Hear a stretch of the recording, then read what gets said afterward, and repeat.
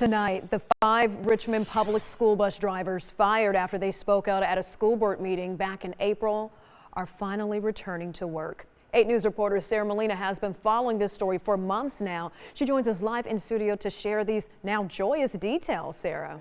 Well, Heather, we first brought you guys this story in April, then in May, then again in June, and now 3 months later, these drivers who call themselves the RPS 5 are finally returning to work. Yesterday, their union, Liuna, struck a deal with Richmond Public School leaders, so now these drivers say they're ready to get back behind the wheel, and they're not planning to hit the brakes anytime soon.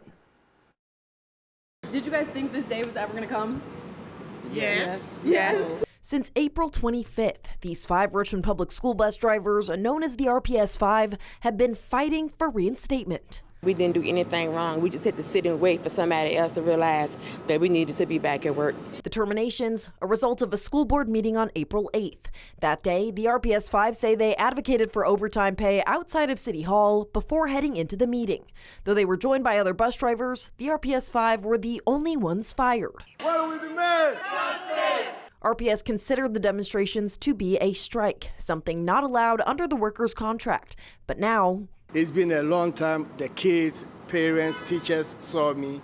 And when I got to my first school, one of the teachers came, gave me a hug. The RPS 5 can return to work after their union, Liuna, struck a deal with leaders on Monday. It's a 3-year collective bargaining agreement that actually addresses the very overtime pay the drivers were fighting for on April 8th. We just can't wait till it's finalized. Yes. It's been a year too long. We started on it last year. The new agreement cuts drivers' contracted hours from 8 to 6 hours a day while allowing them to keep the same salaries. When it comes to overtime pay for voluntary after-school activity runs, drivers will be paid for the actual time they work rather than a flat 2-hour rate. Officials say this should reduce overtime costs. They did a great job. Great job. Great job.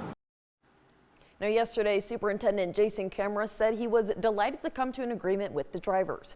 Union representatives tell me that the reinstatement agreement included back pay wages, so these bus drivers will be compensated for their 3 months without work. In studio, I'm Sarah Molina, 8 News.